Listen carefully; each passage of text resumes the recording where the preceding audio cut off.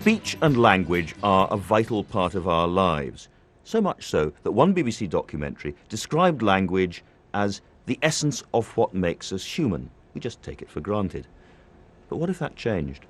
Imagine for a moment that you find yourself in a strange country.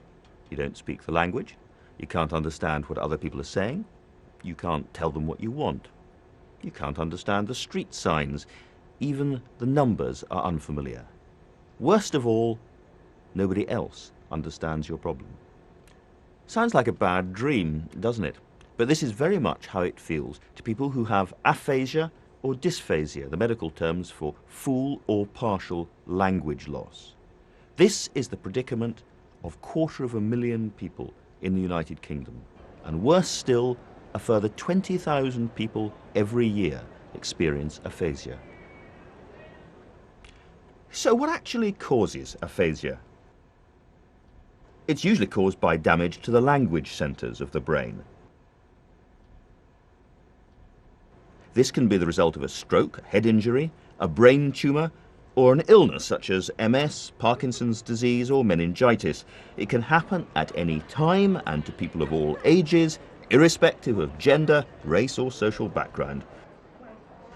A person with aphasia may be unable to speak, or to read, or to write. They may be unable to do everyday things such as answering the telephone, watching TV, listening to the radio. And working with numbers and money can be a real problem. Understanding and expressing abstract ideas may be simply impossible. People's experience of aphasia can differ enormously. Some may have just one or two of these symptoms and quite mildly. Others may suffer a complete loss of their ability to communicate. The effects can also differ from day to day and get worse when the person's tired or ill or under pressure.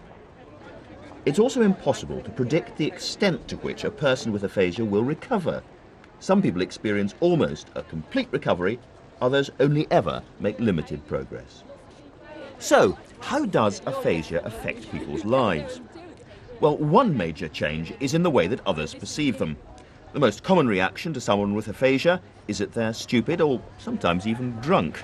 But in reality, their intellect hasn't been affected at all. And having aphasia makes it difficult to do things that most people just take for granted, like booking a holiday, ringing up to check a train time, discussing your child's progress with a teacher, meeting a friend for a drink or a chat. Just think about it. Yes, well, I find it very difficult looking at this machine because with the aphasia problems, it's very hard to be able to understand the writing, and especially when I'm under pressure, which luckily at the moment isn't because the machine and there's no trains and there's no people behind me in the queue, but it still takes a long time to be able to read the information. And then plus on top of that is the problem with the money, which was very badly affected as well in the early days, and again under pressure I still have that problem, so that if I'm starting to wonder where I've got to put the information, it's very hard. I could only say 2 words, and I'll tell people this all the time. It was about dog and God, because they're 2 things interchange. And I couldn't remember my name or anything else. And it was frightening for me. I can't read. If I started reading anything, it would be I have to spell it out, and I don't always get it right. I read words that it might be an A, and I'd say a W. My saddest thing, enormous difficulty to read. That's difficult. And some days, other days change. Sometimes one can be quite chatty, another day, cool. You think, who am I ringing up? Who's this? That sort of thing. Vocabulary is limited because, as you know, some words you know what you want to say, but you can't say it, and that's the problem. I write a bit, but I can't spell. You know what I mean? All that's been took off me. I can't add up or take away. I couldn't even cook, and I was teaching food technology to kids. I couldn't even remember how to turn the cooker on. So And the computer, how do you turn the computer on? If you say, how do you get to Chelsea? I wouldn't know. I know, but I wouldn't be able to tell you. People with aphasia can feel frustrated and isolated. Their relationships may suffer, many people lose their job and have financial worries. I was a teacher, so the stroke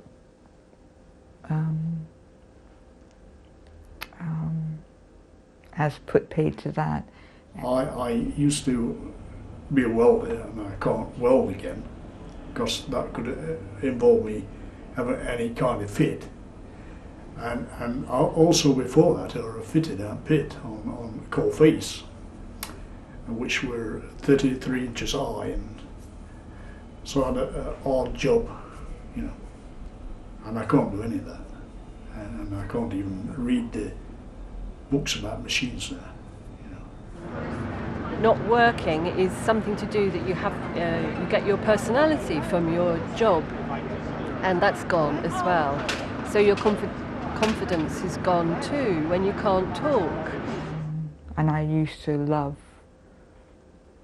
arguments, teaching kids how to argue properly instead of shouting and yelling.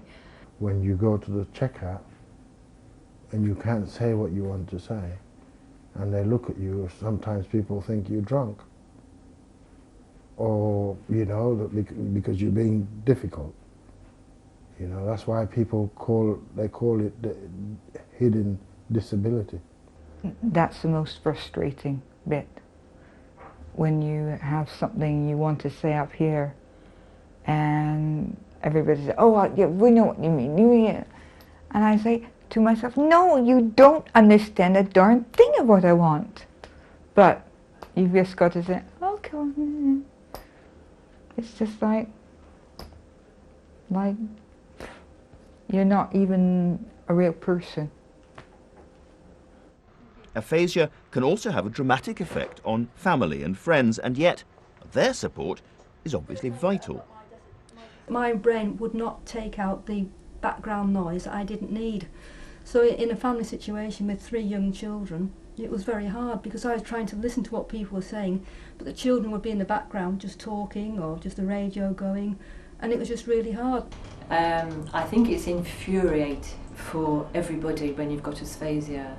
Some people have got 3 children. One of them is quite quick to, she knows what I'm going to say. Others are not so good, and it depends on your personality, who understands what it is. It is infuriating, but I think you have to be, you're very lucky to have a family. I think people who are on their own, it must be pretty awful. There's currently no cure for aphasia, and no drug has been developed to improve the condition. But unlike the loss of sight or the loss of hearing, the loss of language is not officially recognised as a disability, yet. But there is an organisation committed to challenging this situation by speaking up for people with aphasia and providing them with useful information and practical help. Founded in 1979 as Action for Dysphasic Adults, Speakability is the national charity specifically set up to support people with aphasia. Hello, Speakability Helpline. It offers impartial advice and information through its helpline and website, and distributes its own award-winning publications to support people with aphasia and their relatives and carers. Speakability has also developed a national network of support groups which are run by people with aphasia for people with aphasia. Each group offers individuals the chance to share experiences, grow in self-confidence, rebuild communication skills, and make new friends in a supportive environment. Groups are themselves also encouraged to get together at regional meetings. For me, Speakability was a godsend, because in Lambeth Borough, where I come from, there isn't anything. There wasn't anything. And the speech therapist told me about Speakability's Peckham. They wanted to start one there. It doesn't matter if your words go wrong, and you get it wrong all the time, you are still group. And I've heard some most wonderful, had new friends now. It was so good to meet other people like me. And from that point, I just kept getting better and better. Speakability is the one thing for a month that I look forward, and every month you get better. In addition, Speakability also has a campaigning role. It works to improve services for people with aphasia by influencing individuals, organisations and statutory bodies. Wherever possible, people with aphasia are consulted to ensure their views are fully represented at the highest level. There are 3 ways that you could help people with aphasia. First, if you know someone who has aphasia, encourage them to practice their communication skills and remember these simple guidelines. Find a quiet place to talk. Turn off background noise like television and radio. Talk normally, but slightly slower than usual. Try to use clear, short sentences and avoid difficult words. Give only one piece of information at a time and use familiar names and phrases. Use gesture and facial expression to help get your message across.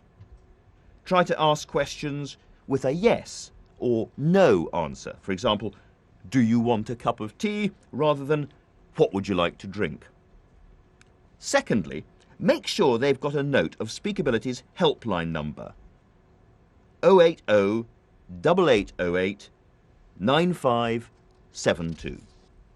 And thirdly, consider whether you could help Speakability in some way. The charity would especially like to hear from you if you can offer your time as a volunteer to help raise awareness about aphasia, make a donation, perhaps even organise a fundraising event. Speakability's founder, Diana Law, once said, "My message is hope, laughter, not tears. I want people to feel they have a future. Today, with your help, they can have."